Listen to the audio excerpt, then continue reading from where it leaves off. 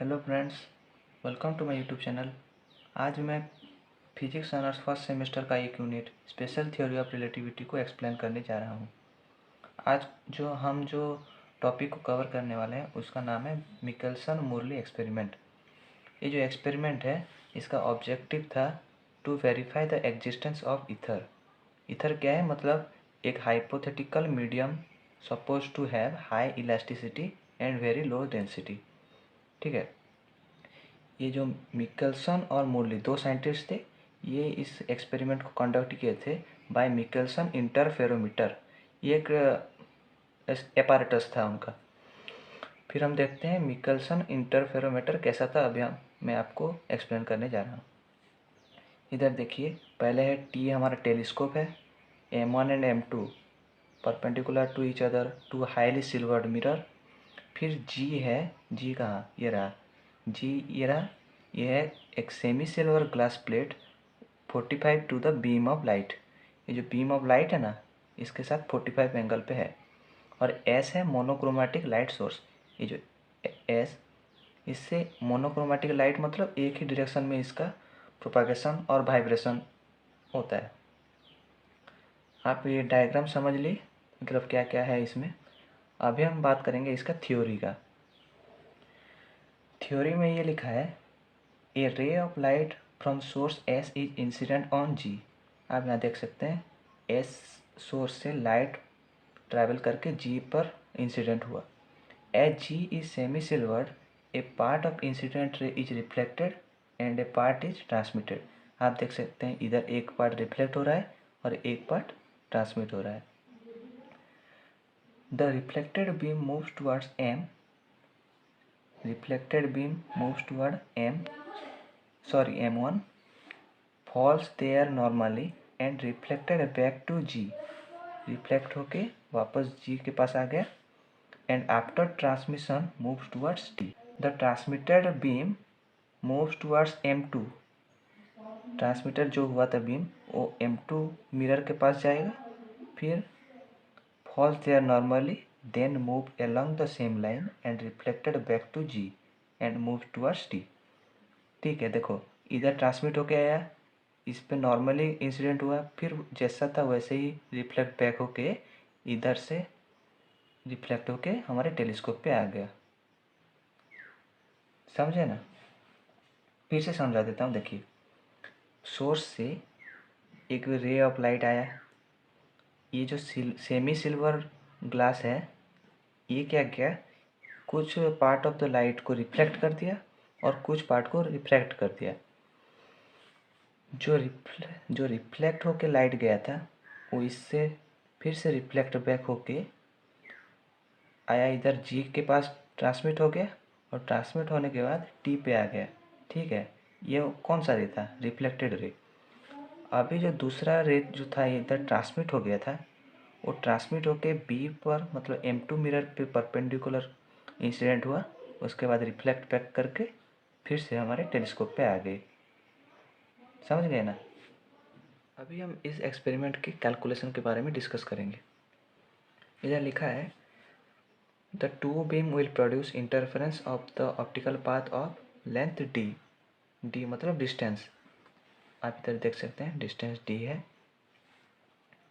फिर time taken by light to cover A B equal to d divided by c minus v, where v is equal to speed of apparatus. अब इधर देखिए, ये जो apparatus है इस direction में v स्पीड से जा रहा है। ठीक है, और जो c है स्पीड ऑफ लाइट। इधर देखिए स्पीड ऑफ लाइट है।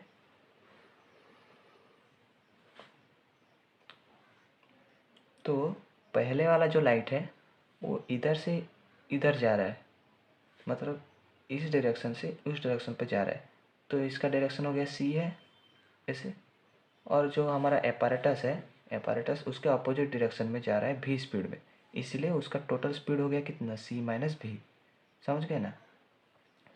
फिर time taken by light to cover B A मतलब ये रहा बी से ए तक, इसका होगा time D distance divided by C plus V. C plus इसलिए हुआ क्योंकि देखिए बी से अगर ए लाइट जाएगा तो उस लाइट का जो स्पीड है उसका डायरेक्शन किधर होगा, इस तरफ होगा।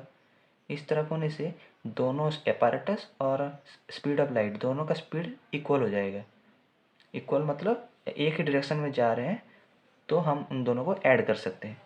ठीक है, इसलिए इधर सी प्लस भी हो गया। Hence total time taken by light to go from A to B and back to A is T1 लेते हैं इसको, d divided by C minus V plus D divided by C plus V. फिर ये equal to होके इधर हम इसको solve करेंगे तो 2CD divided by c square minus v square. और इसको फर्दर सॉल्व करने के बाद आप इधर देख सकते हैं, इधर पहले हम सी स्क्वायर कॉमन ले लेंगे। कॉमन लेने के बाद इधर 1 minus v square divided by c square हो जाएगा, और इधर सी कैंसिल कर देंगे, तो बचेगा T1 equal to 2D divided by c into 1 minus v square by c square. इसको हम इक्वेशन 1 ले लेंगे। नेक्स्ट देखिए आप, इधर लिखा है similarly the total time taken by light to go from A to C and back to A will be given by, इसको हम T2 ले लेते हैं। आप अभी डायग्राम में देखिए,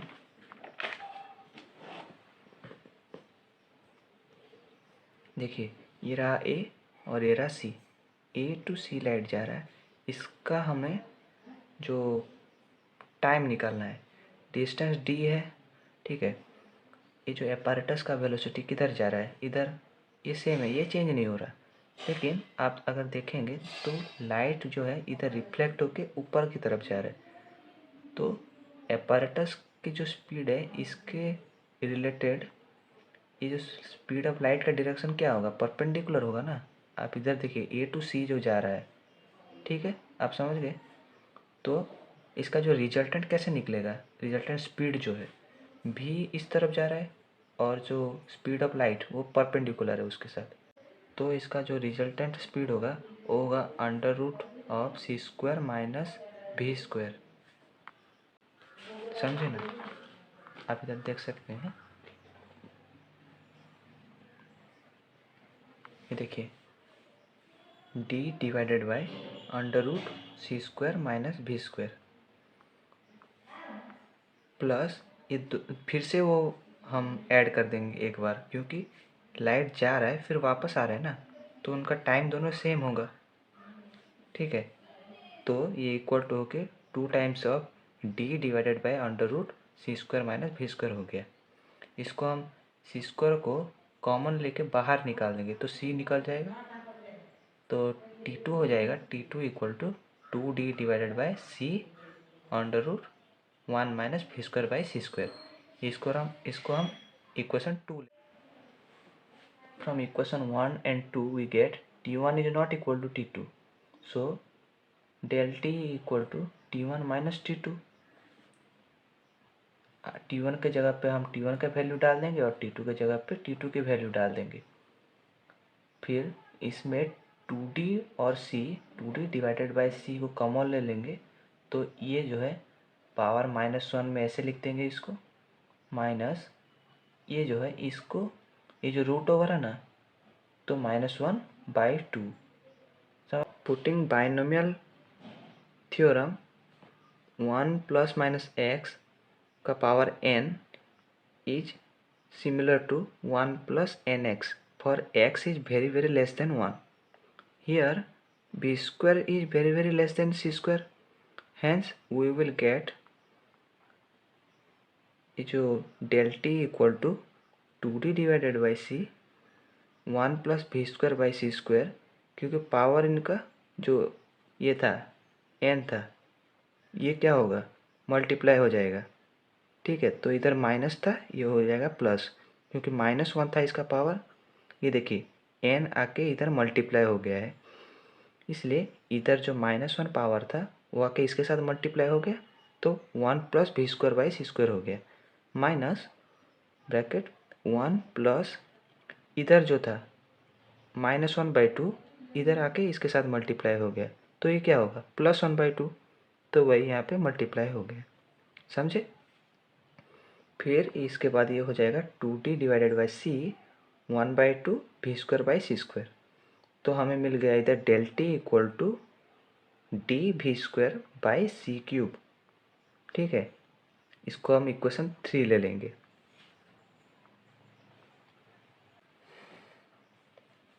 अभी it is evident that there is an optical path difference between the two mirrors which can be found as, इसको हम सिग्मा ले लेते हैं, equal to c delta t. ये क्या है, हम ऑप्टिकल पाथ डिफरेंस निकाल रहे हैं। ये जो फिर इक्वल टू सी के जगह सी और डेल्टा टी के जगह ये वैल्यू हम पुट कर देंगे। तो ये क्या है, v² divide by c cube into D. ठीक है, फिर इस सी सी एक कैंसिल हो जाएगा तो बचेगा क्या, sigma equal to v² by सी² इंटू डी। इसको हम इक्वेशन 4 ले लेंगे। It is found that optical path A B is longer than A C. Now it will result in a fringe shift. क्योंकि जब ऑप्टिकल पाथ में थोड़ा सा भी डिफरेंस आता है तो फ्रिंज शिफ्ट हो जाता है।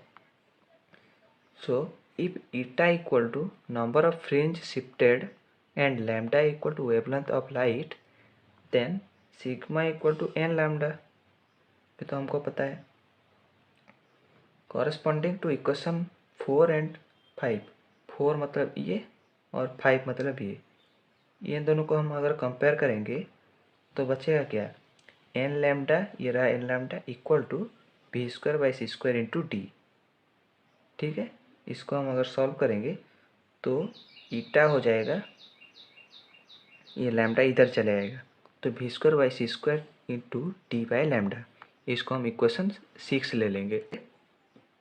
If the whole apparatus is turned through 90 degree so that the mirrors M1 and M2 change their places, the path difference will be opposite to nature, hence the effect will be doubled। मतलब इधर ये बोला गया कि जो apparatus है उसमें जो M1 और M2 मिरर है उनको हम 90 डिग्री टर्न कर देंगे तो उनका प्लेस चेंज हो जाएगा।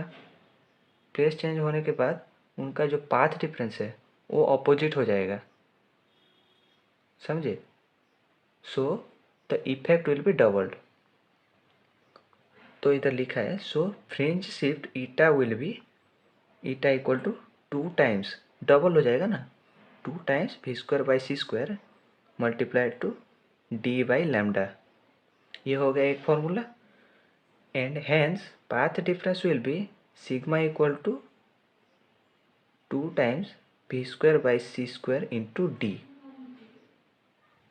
क्योंकि इधर ये जो लैम्डा है हम इसको इधर ले जाएंगे और ईटा और लैम्डा दोनों मल्टीप्लाई होकर बन जाएंगे सिग्मा, जिसको हम पाथ डिफरेंस भी कहते हैं।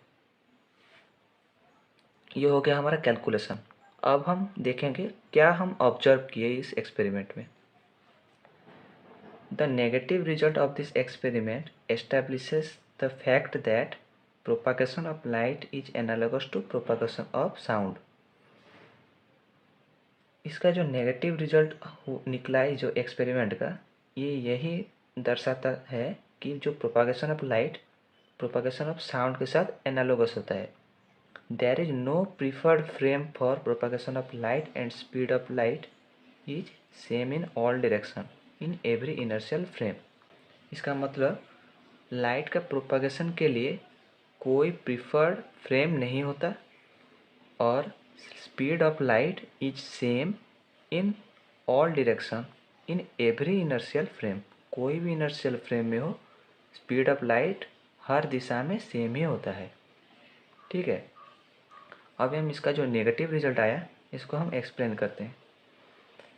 इधर लिखा है the negative result concluded that the measured speed of light is same for all direction in every inertial frame.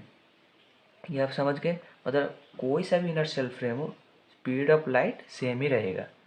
This is called as principle of constancy of speed of light, क्योंकि speed of light constant है, ऐसे समझिए आप। In spite of all necessary precautions the experiment showed no shift that is del eta equal to 0। The experiment was performed by a number of scientists at different time of years when the direction of Earth orbital velocity were different, but no shift was observed. This negative result suggests that the space or medium in which light propagates is not moving relative to Earth. Hence, existence of stationary medium carrying light और absolute rest medium is disproved. मतलब हम इसे ये समझेंगे कि कोई सा भी इनर्शियल फ्रेम हो, स्पीड ऑफ लाइट हमेशा सेम ही रहता है। और इसी के साथ हमारा ये टॉपिक एंड होता है। अगर आप चैनल पे नए हो तो प्लीज़ सब्सक्राइब कर दीजिए। अगर कुछ समझ में ना आए या कहीं पर डाउट हो तो आप कमेंट में मुझे बता सकते हैं। इसी के साथ वीडियो को यहीं पे समाप्त करते हैं। Thank you.